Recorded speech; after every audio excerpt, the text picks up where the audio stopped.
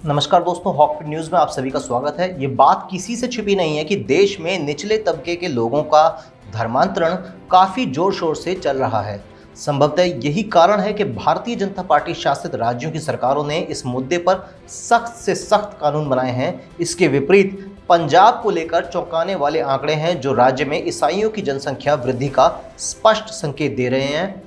पिछले 2 दशकों में पंजाब में ईसाई मिशनरियों द्वारा धर्मांतरित गतिविधि की भारी वृद्धि हुई है। ऐसे में पंजाब के नए मुख्यमंत्री चरणजीत सिंह चन्नी को लेकर कई चौंकाने वाली खबरें सामने आई हैं। सोशल मीडिया पर उनकी कई तस्वीरें वायरल हो रही हैं जिनमें चन्नी को ईसाई धार्मिक चिन्हों से जुड़े वस्त्र पहनते हुए दिखाया गया है।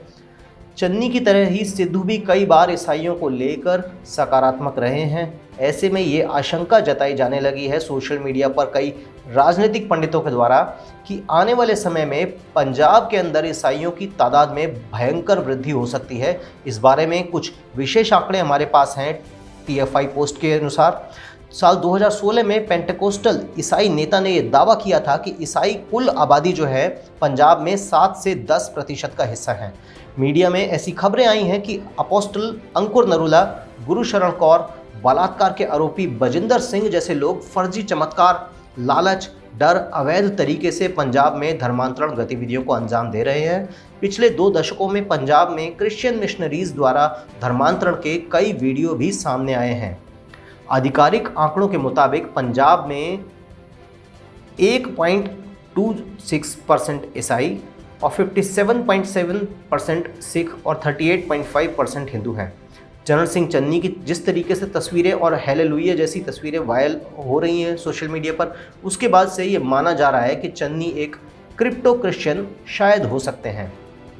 क्रिप्टो क्रिश्चियन यानी कि फर्जी क्रिश्चियन।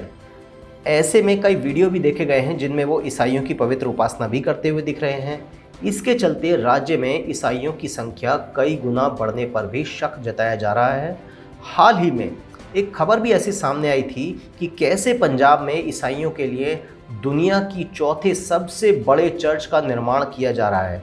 आखिर पंजाब में यदि क्रिश्चियंस की पॉपुलेशन 1 या 2% है तो ऐसे में दुनिया के चौथे सबसे बड़े चर्च का निर्माण वहाँ पर क्यों हो रहा है और इसे अंकुर नरूला नाम का एक शख्स बनवा रहा है। खास बात ये भी है कि 2011 की जनसंख्या के आंकड़ों में एक चौंकाने वाली बात सामने आई थी, क्योंकि राज्य में जो धार्मिक आबादी तेज़ी से बढ़ रही है वो क्रिश्चियन ही है। खबरों के मुताबिक राज्य में क्रिश्चियंस की वृद्धि दर तकरीबन 9% है, लेकिन ऑफिशियल आंकड़ों के अनुसार नहीं। पाकिस्तान की सीमा से लगे पंजाब में हिंदू और सिख 2 सबसे बड़े धार्मिक समुदाय हैं, लेकिन पंजाब में ईसाई समुदाय का आंकड़ा 1.26% से कहीं अधिक बताया जा रहा है। मीडिया में ऐसी खबरें भी आई हैं कि मदद के नाम पर पंजाब में हिंदू और सिख समुदाय के गरीब तबके का धर्मांतरण किया जा रहा है, जो कि इस देश के अंदर गरीब लोगों का कहीं ना कहीं उनका एक मानसिक शोषण भी है। ये भी उल्लेख करना उचित होगा कि अंकुर नरूला पंजाब में रहने वाला एक धर्मांतरित व्यक्ति है। इसने साल 2008 में UPA 1 शासन के दौरान 3 अनुयायियों के साथ धर्मांतरण का कारोबार शुरू किया था और तब से विस्फोटक वृद्धि पंजाब में क्रिश्चियन पॉपुलेशन में देखी गई है। अब पंजाब में चर्च के साप्ताहिक सेवाओं में भाग लेने वाली की संख्या 1.5 लाख से अधिक हो चुकी है। 2016 में ईसाई नेता इमैनुअल रहमत मसीह ने कहा था कि वास्तव में राज्य में हमारी आबादी 7 से 10% है, लेकिन नए जनगणना हमें 1% से कम दिखाती है। आप इसी बात से अंदाज़ा लगा सकते हैं कि उसने 2016 में 10% होने का दावा किया था, तो अब 5 वर्ष बाद इस प्रतिशत में कितना उछाल आया होगा। तो ये एक अत्यंत गंभीर विषय है। अब अगर ये अनुमान लगाया जा रहा है कि चरणजीत सिंह चन्नी एक वास्तविक क्रिप्टो क्रिश्चियन हो सकते हैं, तो पंजाब में बेलगाम धर्मांतरण में एक और तेज़ी से काफ़ी खतरनाक हो सकती है।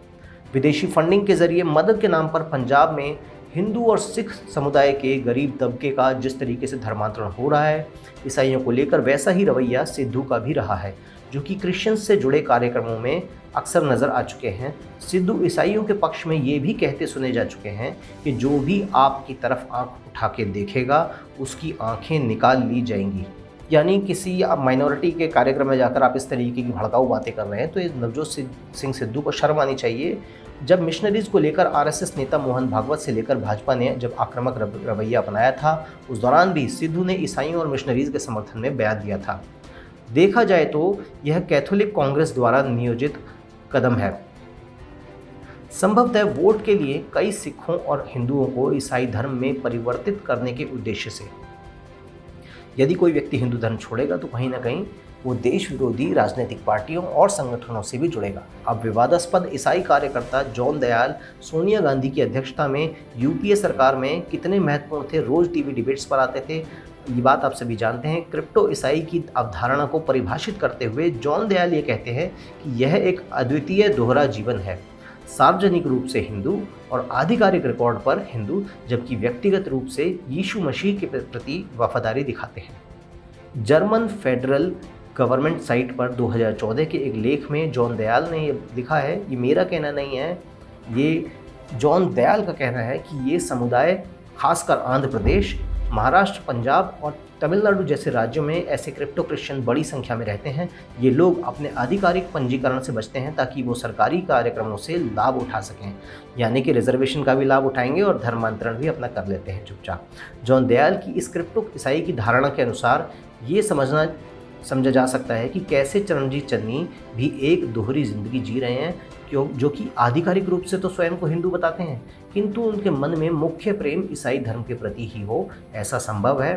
और ऐसे में ये माना जा रहा है कि ऐसा क्रिप्टो ईसाई की अवधारणा वाला व्यक्ति यदि राज्य का मुख्यमंत्री रहेगा तो राज्य में ईसाइयों की तादाद में भारी बढ़ोतरी हो सकती है।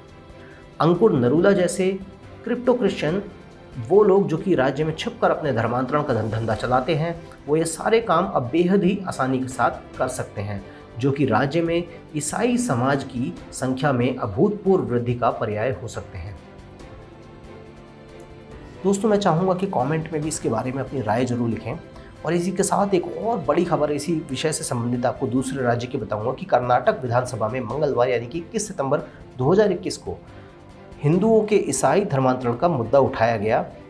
पूर्व मंत्री और भाजपा विधायक गोलीहुट्टी शेखर ने इस मसले को उठाते हुए ईसाई मिशनरियों पर कार्रवाई की मांग करी। उन्होंने ये भी बताया कि जो लोग इसका विरोध करते हैं उन्हें मिशनरी दुष्कर्म और प्रताड़ना के झूठे मामलों में फंसा रही हैं। राज्य के गृह मंत्री ए ज्ञानेंद्र ने उन्हें इस दिशा में कार्रवाई करने का भरोसा दिलाते हुए कहा कि प्रलोभन देकर धर्म परिवर्तन करना अपराध है। गोलीहुट्टी शेखर ने ये बात बताई कि उनकी मां का भी धर्मांतरण कराकर उन्हें अपने माथे पर कुमकुम का तिलक नहीं लगाने के लिए बाध्य किया गया है और हालात ये हो गए हैं कि अब उनकी मां घर के पूजा स्थल में स्थापित देवी देवताओं की प्रतिमा तक को नहीं देखना चाहती हैं। ये एक राज्य के विधायक का कहना है। फ़ोन का रिंगटोन भी उनकी माता ने ईसाई प्रार्थनाओं में बदल दिया है।